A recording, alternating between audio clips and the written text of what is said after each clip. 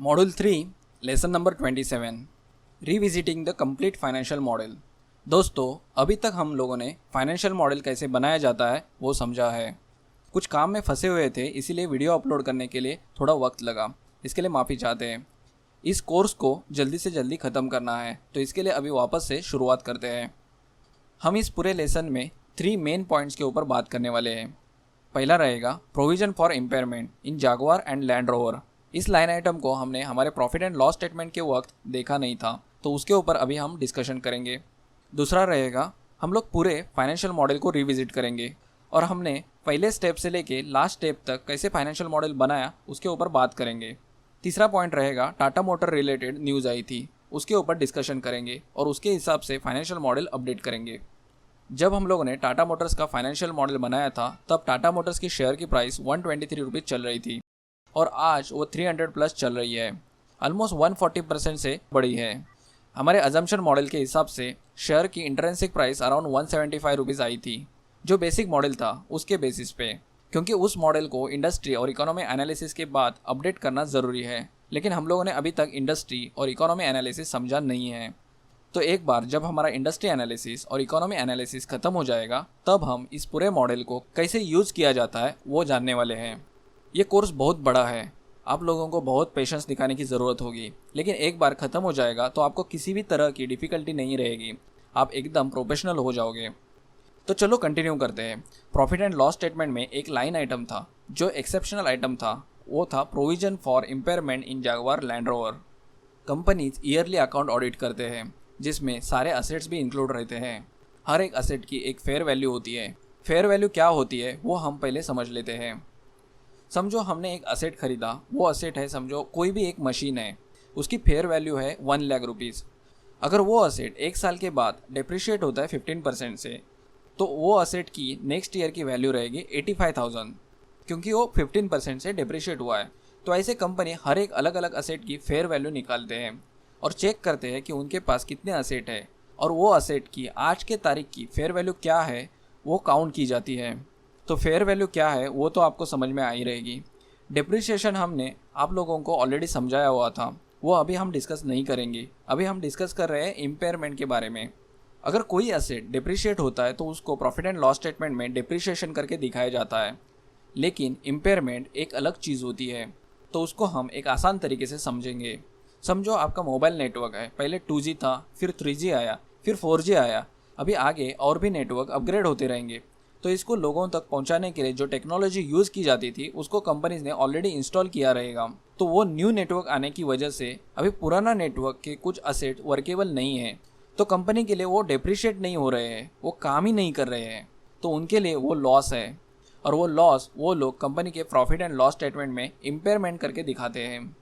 तो motor companies अपनी अपनी टेक्नोलॉजी अपग्रेड करते रहते हैं, तो उनके पुराने एसेट का फेयर वैल्यू ड्रॉप हो जाता है, तो वो अपने प्रॉफिट एंड लॉस स्टेटमेंट में इम्पेयरमेंट करके दिखाते हैं और वो एक्सेप्शनल आइटम में दिखाया जाता है, क्योंकि ये इवेंट हर साल होने वाला नहीं है, एक्सेप्शनल है, कभी कभी होता है। सिंपल है, एक्सीडेंटली कंपनी के असेट की वैल्यू फेयर वैल्यू से कम हो गई है, या फिर वो असेट फ्यूचर में कंपनी के लिए काम में आने वाला नहीं है, तो वो कंपनी के लिए इम्पेयरमेंट है। तो सेम टाटा मोटर्स के साथ भी सेम हुआ रहेगा और उन्होंने वो इम्पेयरमेंट कंपनी के फाइनेंशियल रिपोर्ट में दिखाया होगा। अभी हम मूव करते हैं और सेकंड और थर्ड पॉइंट को समझ लेते हैं। आप सभी को पता है कि हमारा जो लास्ट लेसन था वो था शेयर प्राइस एनालिसिस। तो अभी हम इस ग्रुप को क्लोज करते हैं और सारे ग्रुप्स को क्लोज करते हैं।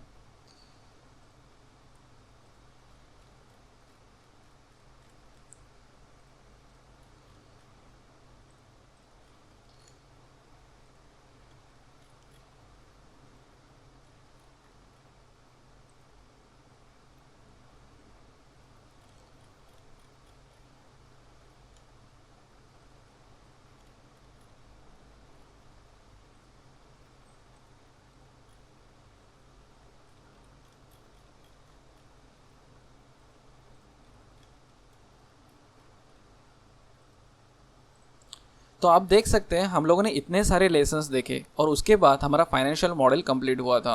अभी हम लोगों को आगे बढ़ना है और समझना है कि इस फाइनेंशियल मॉडल में हम लोगों ने क्या क्या सीखा था। तो अभी हम लोग एक बार रिविजिट करेंगे। एक बार रिविजिट करने के बाद हम लोग आगे मूव करेंगे और न्यू कंपनीज़ का एनालिसिस करेंगे और देखेंगे कि उन कंपनीज़ का एनालिसिस कितना सिंपल हो जाता है जब हम लोग एक पर्टिकुलर फाइनेंशियल मॉडल बना देते हैं। तो अभी हम लोगों को पता है कि हम लोगों ने इनकम स्टेटमेंट का जो डेटा था वो मनी कंट्रोल वेबसाइट से लिया था। तो उधर से 16 से लेके 20 तक का डेटा हम लोगों ने कॉपी किया था। अभी जो ईयर चल रहा है वो 21 है, तो 21 का डेटा भी इधर आ जाएगा। तो जब भी आप लोग कभी भी इस कंपनी का मॉडल बनाना चाहोगे तब आप लोगों को लेटेस्ट 5 ईयर्स का डेटा लेना ज़रूरी होगा।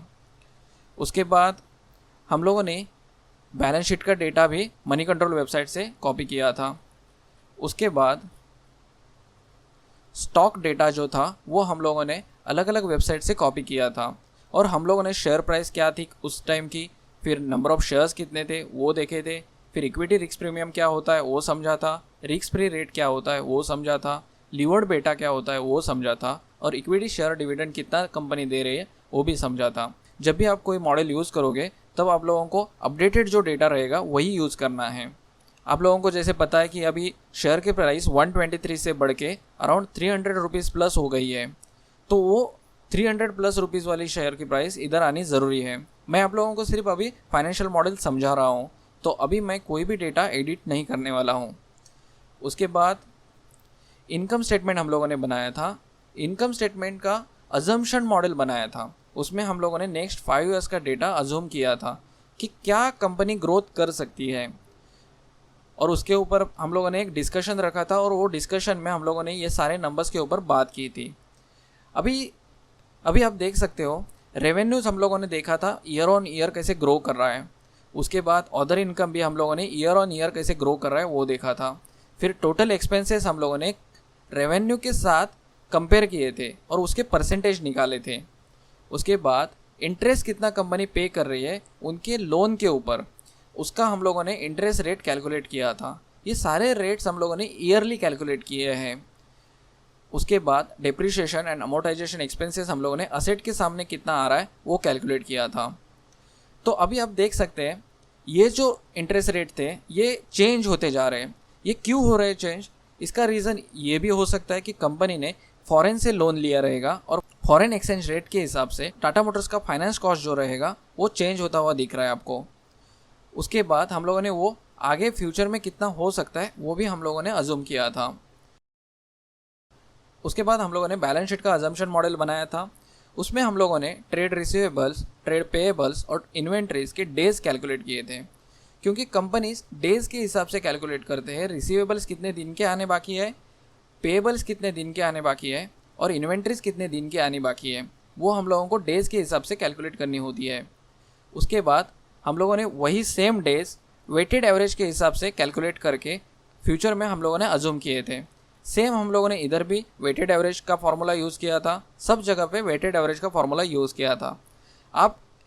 आपको अगर किधर भी डिफ़िकल्टी आ रही है तो उस पर्टिकुलर लेसन के नीचे आप कमेंट कर सकते हैं और उस कमेंट को हम लोग जवाब दे देंगे।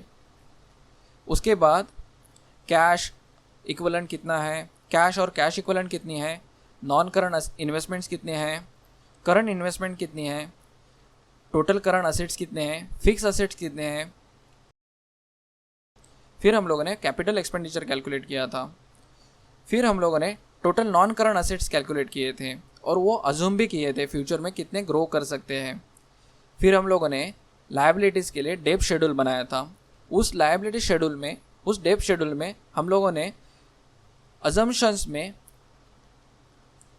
लोन कितना ले सकती है कंपनी और लोन कितना रीपे कर सकती है उसके लिए हम लोगों ने कुछ रोज छोड़े थे। उसके बाद टोटल करंट लायबिलिटीज़ कैलकुलेट की थी और वो सेम रखी थी फ्यूचर के लिए भी। उसके बाद total non current liabilities calculate की थी ईयर ऑन ईयर ग्रोथ के हिसाब से। माइनॉरिटी इंटरेस्ट देखा था लेकिन वो हम लोगों ने 0 रखा था। उसके बाद इन दोनों अजम्पशंस के बेसिस पे हम लोगों ने इनकम स्टेटमेंट बनाई थी और इनकम स्टेटमेंट को भी हम लोगों ने अज्यूम किया था क्या हम लोगों का इनकम आ सकता है, और वो इनकम के हिसाब से हम लोगों ने बहुत ही सिंपल तरीके से एक इनकम स्टेटमेंट बनाई थी। अगर आप देखेंगे ऊपर जो हम लोगों ने डेटा कॉपी किया था वो डेटा बहुत कॉम्प्लेक्स था और इसको रीड करना आसान नहीं होगा। तो अगर आप यही डेटा इस शीट में कॉपी करोगे उसके बाद ये इनकम स्टेटमेंट अपने आप बन के आ जाएगी, क्योंकि हम लोगों ने सारे फार्मूलाज और सारी चीज़ें उस हिसाब से कंसिडर की हुई है। तो आप देख सकते हैं रेवेन्यूज़ हम लोगों को आराम से समझ में आ रहा है, इबिटदा हम लोगों को आराम से समझ में आ रहा है, इबिट क्या होता है वो समझ में आ रहा है, ईबीटी समझ में आ रही है, टैक्स एक्सपेंसेस हम लोगों को समझ में आ रहे हैं। तो ऐसे हम लोगों ने एक इनकम स्टेटमेंट बनाई थी, उसके अंदर हम लोगों ने इक्विटी शेयर डिविडेंड कितना कंपनी दे रही है वो भी कंसिडर किया था। टाटा मोटर्स के केस में टाटा मोटर कोई भी शेयर डिविडेंड नहीं दे रही है, एक ही साल दिया था, वो भी बहुत कम था। उसके बाद हम लोगों ने बैलेंस शीट भी बहुत सिंपल तरीके से बनाई। आप ऊपर अगर देखेंगे जिधर से हम लोगों ने कॉपी किया था और इसमें बहुत डिफरेंस है, इसमें बहुत सारे आइटम्स आपको आराम से समझ में आएंगे और आराम से आप इसको एनालिसिस कर पाओगे। उसके बाद अजम्पशंस भी हम लोगों ने इधर लिए थे कि फ्यूचर में जाकर कंपनी की बैलेंस शीट क्या हो सकती है, वो हम लोगों ने एक अज्यूम की थी। उसके बाद कैश फ्लो स्टेटमेंट बनाई। कैश फ्लो में भी हम लोगों ने फ्यूचर के कैश फ्लोज अज्यूम किए थे। अगर आपको पास्ट कैश फ्लो चाहिए रहेगा तो आप इस कैश फ्लो को कॉपी करके डायरेक्टली इधर पेस्ट करना है, तो आपको ये सारे नंबर्स आ जाएंगे। सेम आप नंबर इधर भी पेस्ट कर सकते हैं। तो आप देख सकते हैं इधर अगर हम चेक कर रहे हैं तो हमारी कैश परफेक्टली आ रही है, लेकिन इसकी ज़रूरत नहीं है। आप लोगों को ये सब चीज़ें करने की ज़रूरत नहीं है, ये पूरा डेटा कॉम्प्लेक्स हो जाएगा, इसकी वजह से हम लोगों ने इसको नहीं बनाया था। इसके बाद हम लोगों ने एक DCF वैल्यूएशन किया था। किसी भी चीज़ में कोई भी चीज़ हो, वो पर्टिकुलर अगर आप रियल इस्टेट में भी इन्वेस्टमेंट करना चाहते हो तो भी रियल इस्टेट की एक वैल्यूएशन की जाती है, वैसे ही कंपनीज़ का वैल्यूएशन किया जाता है और वो वैल्यूएशन करने के बाद ही हम लोग किसी कंपनी में इन्वेस्टमेंट कर सकते हैं। तो इस कंपनी का जब हम लोगों ने वैल्यूएशन किया था तो हमारी शेयर की प्राइस 175 रुपीज़ आई थी। अभी वो अराउंड 300 रुपीज़ चल रही है और वो लेस दैन 6-7 मंथ्स में बढ़ी है। उसके रीजंस क्या थे वो हम लोग आगे देखने वाले हैं। रेशो एनालिसिस भी हम लोगों ने देखे थे और रेशो एनालिसिस के ऊपर पर्टिकुलरली हम लोगों ने हर एक रेशो के अलग अलग वीडियोस बनाए और वो हम लोगों ने डिटेल में समझे। तो अगर आप लोगों को रेशो एनालिसिस नहीं समझ में आया रहेगा तो आपको वापस से देखने होंगे, क्योंकि यही एनालिसिस हम लोगों को जब हम कंपेरेबल एनालिसिस करेंगे तब यूज़ होने वाला है और हम लोग ये सारे रेशोज चेक करने वाले हैं बाकी कंपनीज के साथ। इधर हम लोगों ने एक्सपेक्टेशन रखा था कि अगर कंपनी 40% से रिटर्न देती है तो कंपनी की 5 साल के बाद क्या वैल्यू होनी चाहिए, और इसके हिसाब से हम लोगों ने एक अजम्पशंस रखे थे। अभी आप देख सकते हैं कि ये प्राइस इधर ही अचीव हो गई है। 2023 की प्राइस 2021 में अचीव हुई है। तो अभी हम लोग उसके ऊपर डिटेल में बात करेंगे कि ये रिटर्न्स क्यों आए थे। उसके बाद हम लोगों ने ये जो रेशोज थे वो कैलकुलेट किए थे और हम लोगों ने डिटेल में समझने की कोशिश की थी कि कंपनीज के रेशोज क्या आ रहे हैं। और उसके बाद हम लोग जब फ्यूचर में किसी कंपनी के साथ इस कंपनी को जब कंपेयर करेंगे इस पर्टिकुलर इंडस्ट्री में, तो ये सारे रेशोज हम लोगों को काम में आने वाले हैं। तो ये था हमारा कंप्लीट मॉडल। इसमें हम लोगों को अभी जाने की ज़रूरत नहीं है क्योंकि ये सब सिंपल चीज़ें हैं। अभी हम लोग क्या करेंगे, मूव करते हैं और हमारा अजम्पशन मॉडल जो हम लोगों ने बनाया था उधर जाते हैं। टाटा मोटर्स के लिए एक न्यूज़ आई थी कि कंपनी नेक्स्ट 3 इयर्स में अपना लोन जीरो करना चाहती है और वो जीरो करने के लिए कंपनी कैपिटल एक्सपेंडिचर नहीं करेगी और उसके बदले वो पैसे लोन रीपेमेंट करने के लिए यूज़ करेगी। कंपनी की शेयर की प्राइस विदाउट रीज़न नहीं बढ़ती है। इसमें 2 रीज़न थे, एक कंपनी की तरफ से टाटा मोटर्स के लिए पॉजिटिव न्यूज़ थी और दूसरा कोरोना वायरस का इम्पैक्ट थोड़ा थोड़ा कम होते हुए दिखा था। अभी वापस से कोरोना वायरस की सेकेंड वेव के चलते थोड़े अप्स एंड डाउन्स हम देख सकते हैं। अभी इस न्यूज़ को हम कंसिडर करके बहुत सिंपल तरीके से हम हमारा मॉडल अपडेट करेंगे। अगर आप लोगों ने अच्छे से प्रैक्टिस की रहेगी तो आपको पूरी आइडिया आराम से आ जाएगी कि हम लोग ये मॉडल कैसे अपडेट कर रहे हैं। हमारे मॉडल में लोन रिपेमेंट करने के लिए हमने 2 लाइन आइटम्स रखे थे, तो उधर हम इस अमाउंट को कैसे अपडेट करना है वो देखते हैं। तो अभी हम लोग उस न्यूज़ को कंसिडर करते हैं।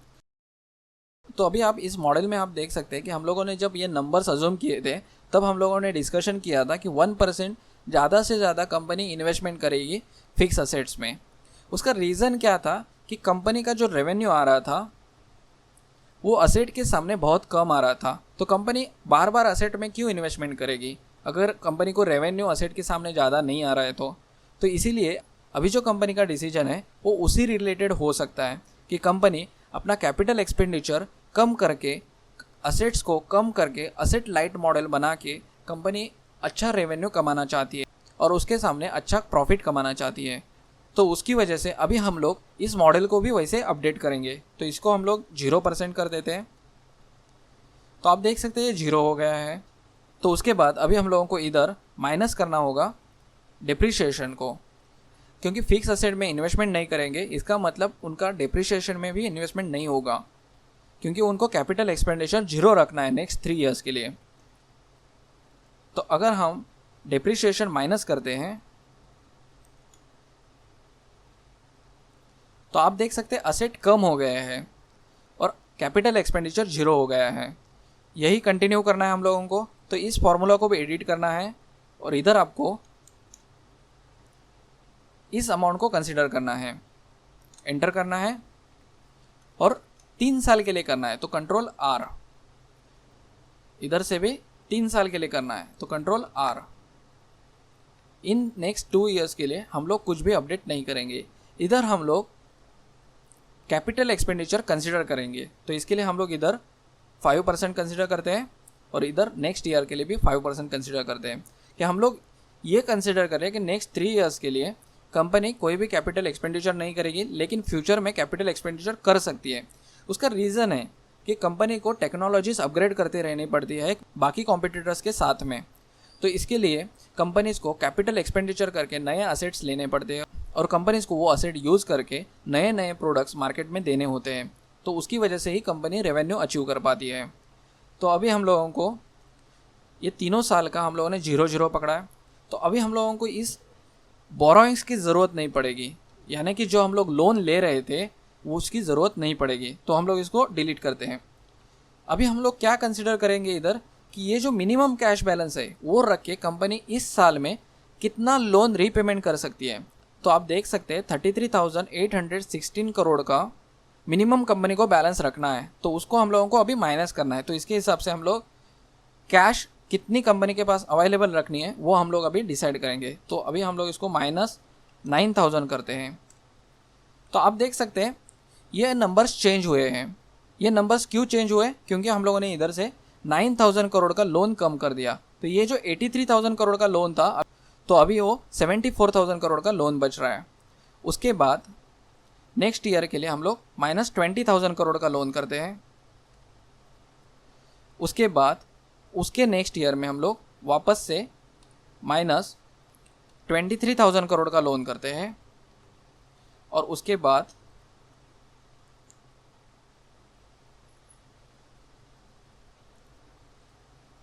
बाद ये कैश बहुत कम हो रही है। इधर हम लोगों को शायद लोन लेने की ज़रूरत पड़ सकती है।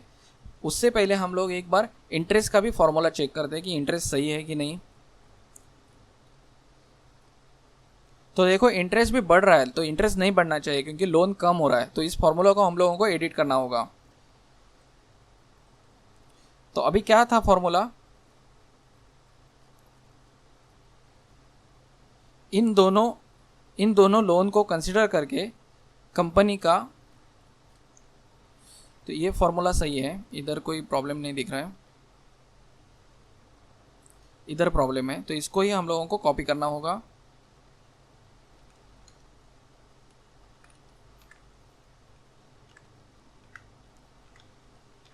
तो देख सकते हैं आप कंपनी का इंटरेस्ट जो है वो कम होते गया है।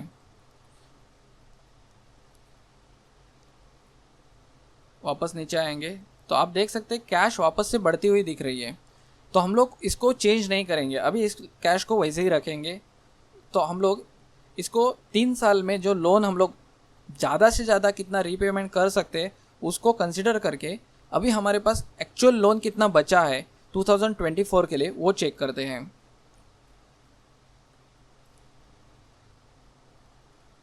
तो अगर हम लोग बैलेंस शीट में आते हैं, ये लॉन्ग टर्म बोरोइंग्स है। ये आप देख सकते हैं 31,000 करोड़ की है और शॉर्ट टर्म बोरोइंग 16,000 करोड़ की है। तो ये टोटल अगर हम लोग करते हैं तो 48,000 करोड़ का लोन तभी भी कंपनी के पास बच रहा है। इसका मतलब कंपनी को और प्रॉफिट कमाने की ज़रूरत पड़ेगी। तो अगर हम लोग इन नंबर्स को चेंज करते हैं अगर ये 89% है तो अगर हम लोग इसको 87% करते हैं और इधर 86% करते हैं तो क्या चेंजेस आते हैं वो हम लोग अभी देख सकते हैं। ऐसा ही होगा ये हम लोग नहीं डिसाइड कर रहे हैं, अभी हम लोग ये डिसाइड कर रहे हैं कि कंपनी को क्या स्टेप्स लेने पड़ सकते हैं उस पर्टिकुलर चीज़ को अचीव करने के लिए। तो अगर उन लोगों को लोन जीरो करना है तो कंपनी को क्या करना पड़ सकता है, तो वो हम लोग चेक कर रहे हैं। तो अभी हम लोग इसमें तो हम लोगों का कुछ चेंजेस नहीं हो रहा है। इधर हम लोगों को और 6,000 करोड़ का लोन हम लोग रीपेमेंट कर सकते हैं। इसके बाद इधर भी हम लोग और 6,000 करोड़ का लोन रीपेमेंट कर सकते हैं। ठीक है, तो इसके बाद वापस इधर हम लोगों की कैश बैलेंस जो है वो नीचे जा रही है, तो इसको हम लोगों को बढ़ाना पड़ेगा। तो अराउंड 7,000 करोड़ का लोन लेना पड़ सकता है कंपनी को।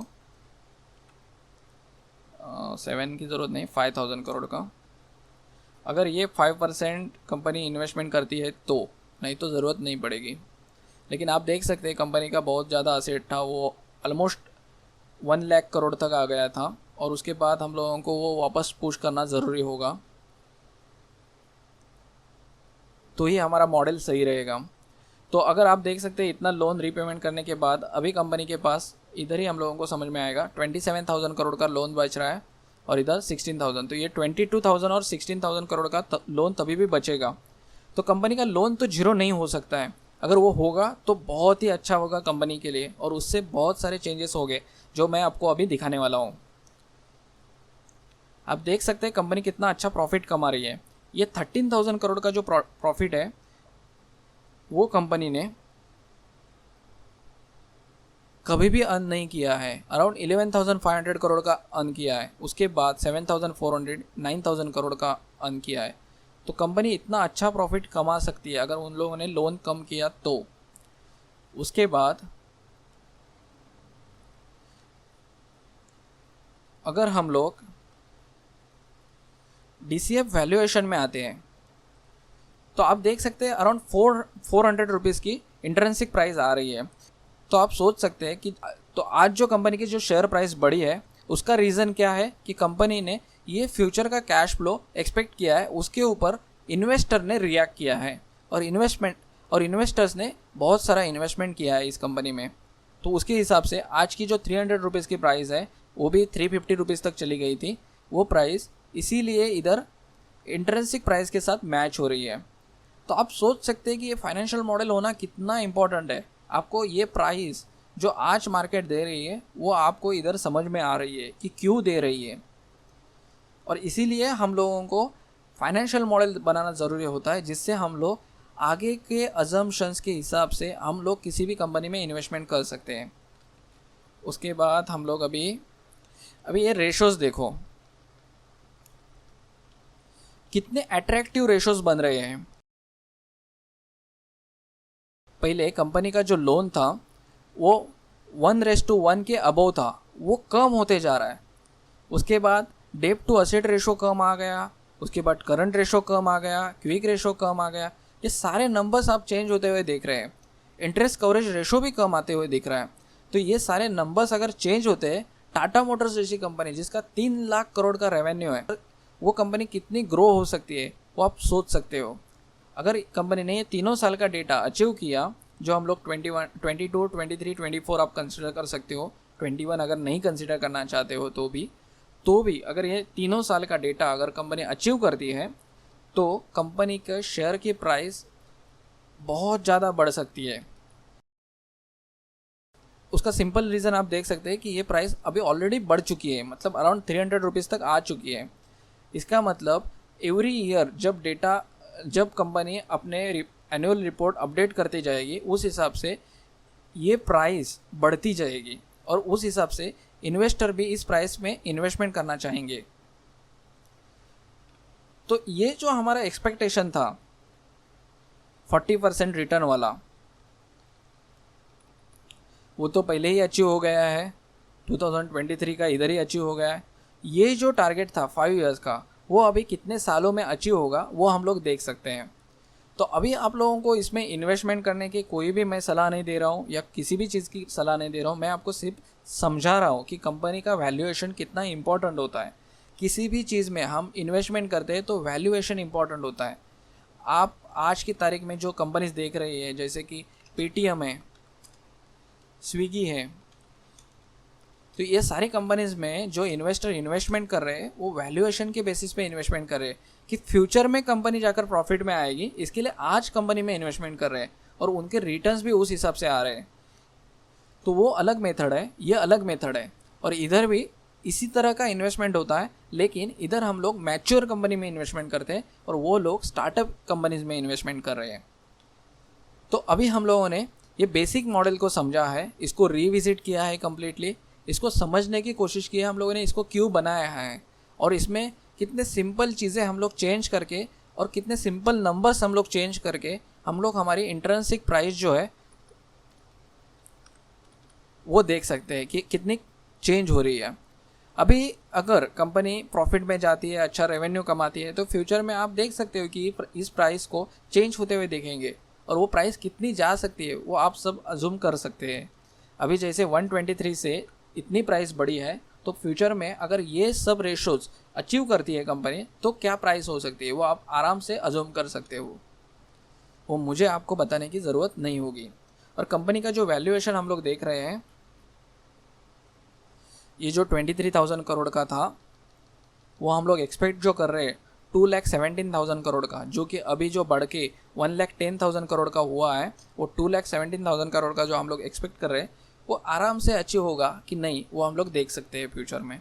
तो इसके बाद हम लोग और एक मोटर कंपनी का एनालिसिस करेंगे और वो एनालिसिस आपके लिए हम लोग अवेलेबल करेंगे। उसके बाद हम लोग मूव करेंगे और इंडस्ट्री एनालिसिस में जाएंगे। इंडस्ट्री एनालिसिस में जाने का रीज़न ये रहेगा कि हम लोग कंप्लीट एक इंडस्ट्री को एनालिसिस करेंगे। पहले हम लोग 2 कंपनी को एनालिसिस करेंगे और उसके बाद बाकी सारे कंपनीज़ को उसमें डाल के एनालिसिस करेंगे और उसमें से बेस्ट कंपनीज कैसे बाहर निकल के आती है वो देखेंगे। इससे आपके बहुत सारे डाउट्स जो रहेंगे वो क्लियर हो जाएंगे, इन्वेस्टमेंट कितनी इजी है वो समझ में आएगी और आप खुद अलग अलग इंडस्ट्रीज़ का एनालिसिस करना स्टार्ट करोगे। तो इसके लिए अभी इस लेसन में इतना ही, अभी हम नेक्स्ट लेसन में मिलेंगे।